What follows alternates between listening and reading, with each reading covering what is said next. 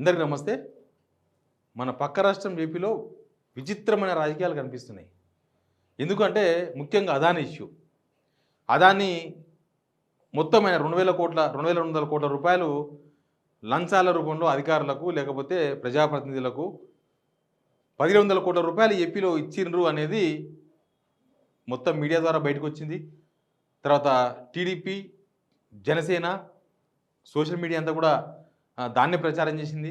వాళ్ళ అనుకూల media papers కావచ్చు, న్యూస్ ఛానల్స్ కావచ్చు, మొత్తాన్ని వదిలేసి, అంటే అమెరికాలో అదానీ మీద కేసు బుక్ అయింది, అసలు అదానీ ఏం చేసిన వార్త కన్నా ఎక్కువ హైలైట్ చేసింది ఏంటంటే వీళ్ళు జగన్ 1,700 కోట్ల రూపాయలు లంచాల రూపంలో తీసుకున్నారు. జగనే తీసుకున్నారు, అధికారులు అంటలేరు. అక్కడ కేసు ఏమో మొత్తం అధికారులకు లంచాలు ఇచ్చిండ్రు, తర్వాత కొంతమంది వ్యక్తులకు. దానిలో వ్యక్తులు అంటే వీళ్ళే ఉండొచ్చు, జగన్ ఉండొచ్చు, ఇంకెవరు ఉండొచ్చు, సాయి రెడ్డి ఉండొచ్చు, ఎవరైనా ఉండొచ్చు కాక. కానీ మొత్తం 1,200 కోట్ల రూపాయలు మొత్తం జగనే తీసుకున్నాడని చెప్పేసి అనేక వేదికల మీద వీళ్ళు ప్రచారం చేస్తున్నారు. కానీ ఒక్క మాట కూడా మాట్లాడతలేరు. జగన్ విషయంలో ఉస్కో అంటే డిస్కో అంటారు వీళ్ళు. ఉస్కో అంటే డిస్కో. రాజకీయాలు అట్లా ఉన్నాయి ఏపీలో, దానిలో తప్పేం లేదు, రాజకీయం కదా అది. చంద్రబాబు నాయుడు అయినా, పవన్ కళ్యాణ్ అయినా, బీజేపీ వాళ్ళంటే వాళ్ళు ఎప్పుడు ఉన్నా లేనట్టే, లేకున్నా ఉన్నట్టే. ఏపీలో, తెలంగాణలో కూడా ఇప్పుడు అట్లే తయారైంది. అయితే వీళ్ళు ఇప్పటి వరకు పల్లెత్తు మాట కూడా మాట్లాడలేదు. పల్లెత్తు మాట జగన్ అవినీతికి పాల్పడ్డాడు, లేకపోతే జగన్ 1,200 కోట్ల రూపాయలు కమిషన్ రూపంలో తీసుకున్నాడు, అయితే జగన్ ప్రభుత్వం అదానీతో ఈ అగ్రిమెంటు చేసుకోవడంతోనే పెద్ద అవినీతి జరిగింది, ఇట్లాంటి విషయాలను వీళ్ళెవరు ప్రస్తావిస్తలేరు. మళ్ళీ వాళ్ళ సోషల్ మీడియాలో పెట్టుకుంటున్నారు, వాళ్ళ పేపర్లో రాపించుకుంటున్నారు, వాళ్ళ టీవీలలో చేపిస్తున్నారు. కానీ వీళ్ళు మాత్రం మాట్లాడతలేరు. ఎందుకు? జగన్ విషయంలో చిన్నది దొరికితే, తాడు దొరికితే మొత్తం గుంజే రకాలు. వాళ్ళు ఆయన వీళ్ళ ప్రత్యర్థి కాబట్టి ఖచ్చితంగా గుంజుతారు, దానిలో తప్పేం లేదు. అదే రాజకీయం అట్లే ఉంటుంది కదా. కానీ ఈ విషయంలో ఇంత ఆరోపణలు వచ్చినా జగన్ మీద పేపర్లో ఏం రాసినారు? జగన్ అవినీతి ఎల్లలు దాటింది. ఎల్లలు అంటే భారతదేశం దాటింది. జగన్ అవినీతి, జగన్ పైన కేసులు అమెరికాలో బుక్ అయితే, ఇంకా అవసరమైతే అమెరికా అరెస్ట్ చేస్తుంది జగన్ని, అవసరమైతే అమెరికా జైళ్ళలో వేస్తారు, అమెరికా జైలుకి వెళ్తారు. ఇప్పటిదాకా కేవలం ఇక్కడ ఇండియా జైలులో ఈ అక్రమాస్తుల కేసులో రకరకాల కేసులో ఇక్కడ జైలులో ఉన్నాడు. కానీ జగన్ ఎల్లలు దాటి జైలుకు పోతున్నాడు అంటే అమెరికా వాళ్ళు కూడా అమెరికా జైలు కూడా వేస్తారు. వాళ్ళ సోషల్ మీడియా ఇంకా దీన్ని ఒక అడుగు ముందుకేసి అమెరికాలో జైలులో మా జగన్ అని ఎట్లా ఉంటాడో, మా జగన్ అమెరికా జైల్లో ఎలా చూసుకుంటారో, ఇట్లాంటి ప్రచారం కూడా చేసిండ్రు.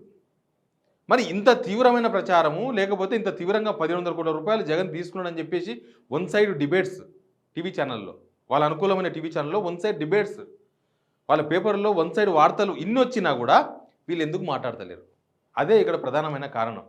జగన్ విషయంలో అంతే ఆరోపణలు వస్తే చంద్రబాబు ఎందుకు మౌనంగా ఉంటున్నాడు, పవన్ కళ్యాణ్ ఎందుకు మౌనంగా ఉంటున్నాడు చెప్పాలి కదా. అక్కడే వచ్చింది ఒక పెద్ద కిరికిరి. ఏం కిరికిరి అంటే, ఇది అదానీ ఇష్యూ. అదానీ బీజేపీకి అత్యంత ప్రీతిపాత్రుడు. అది ఎవరు అవునన్నా కాదన్నా అది మనకు ఓపెన్గా కనిపిస్తుంది. హిడెన్బర్గ్ అటాక్ చేసినప్పుడు హిడెన్బర్గ్ వాళ్ళు ఈ అదానీ వ్యాపారంలో పలానా జరుగుతుందని వాళ్ళకు రిపోర్ట్ ఇచ్చినప్పుడు అదానీ రెస్పాండ్ కాలే, బీజేపీ వాళ్ళు రెస్పాండ్ అయ్యారు. ఏమని రెస్పాండ్ అయ్యారు? ఎక్కడనో అమెరికాలో ఉండే ఎవరో హిడెన్బర్గ్ అనే ఒక సంస్థ ఇండియా మీద దాడి, అదానీ మీద దాడి కాదు, ఇండియా మీద దాడి చేస్తున్నారు, ఇండియా ఆర్థిక వ్యవస్థను చిన్నాభిన్నం చేసే ప్రయత్నం చేస్తున్నారు, అందుకే హిడెన్బర్గ్ రిపోర్ట్ ఇచ్చిందని బీజేపీ నేతలు మాట్లాడారు.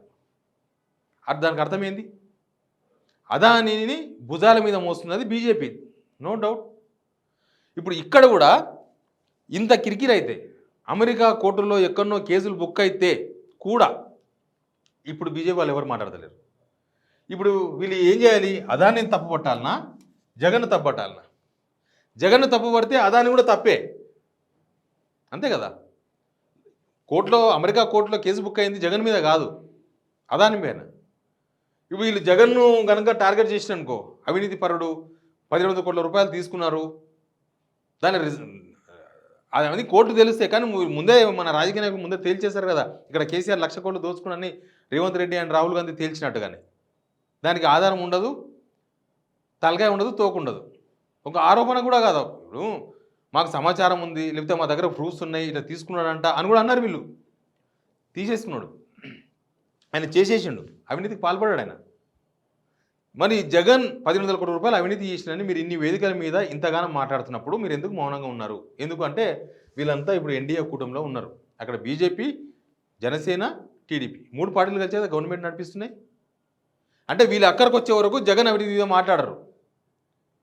అదే అదాని కాకుండా ఎక్కడనో జగన్ మీద ఆ ఆరోపణ కనుకొస్తే 1,700 కోట్లు అవసరం లేదు.